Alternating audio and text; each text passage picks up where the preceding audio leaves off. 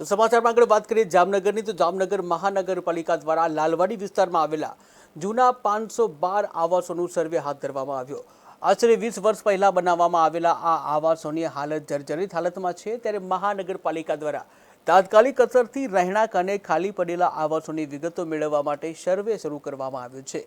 જ્યાં અસલમ શાખા અને એસ્ટેટ શાખાની 6 ટીમો બનાવીને આવાસોના હાલની પરિસ્થિતિનું મૂલ્યાંકન કરવામાં આવી રહ્યું છે। ત્યારે આ પગલાં ભવિષ્યમાં આવતા કોઈપણ અકસ્માત ટાળવા અને નવી આયોજનબદ્ધ વસાહત માટેનો મક્કમ આધાર બની રહી શકે છે।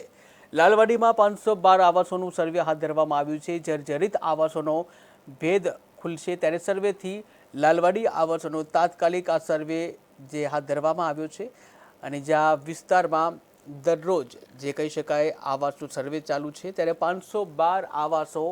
જે મહાનગરપાલિકા દ્વારા આ આવાસોનો સર્વે શરૂ કરવામાં આવ્યો છે।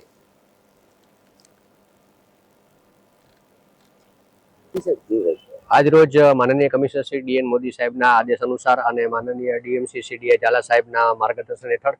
અને આસિસ્ટન્ટ કમિશનર શ્રી ભાવેશભાઈ જાની સાહેબની જે રીતે સૂચના મળેલ છે તે પ્રમાણે આ ખાસ કરીને ચોમાસાની જે સ્થિતિ છે ત્યારે આ જે તે વખતે જામનગર વિસ્તાર વિકાસ સત્તામંડળ દ્વારા અંદાજે 20 થી વધુ વર્ષ જૂની આ આવાસ યોજના હોય કે લાલવાડી વિસ્તારમાં 512 આવાસો આવેલા છે, તો તે આવાસોમાં હાલ કેટલા લોકો વસવાટ કરે છે, કેટલા બંધ છે, એ રીતે આખી એક સર્વે કરવાનું કામગીરી ચાલુ છે। અને જે સર્વે કર્યા પછી આપણને ખ્યાલ આવશે કે ભાઈ આકસ્મિક સંજોગોમાં જો સ્થળાંતરિત કરવાના થાય તો કાર્યવાહી કરી શકાય, અને ભવિષ્યમાં જો જે સરકારની નીતિ છે એ પ્રમાણે પુનઃવસન કરી નવા આવાસો બનાવવાનું પણ જો આ એક વિચારણા ચાલે છે તો એના માટેનો પણ આ રોડ મેપ છે એ કરી શકાય। એ હેતુથી આજે અમે જામનગર મહાનગરપાલિકાની સ્લમ શાખા, ટાઉન પ્લાનિંગ શાખા,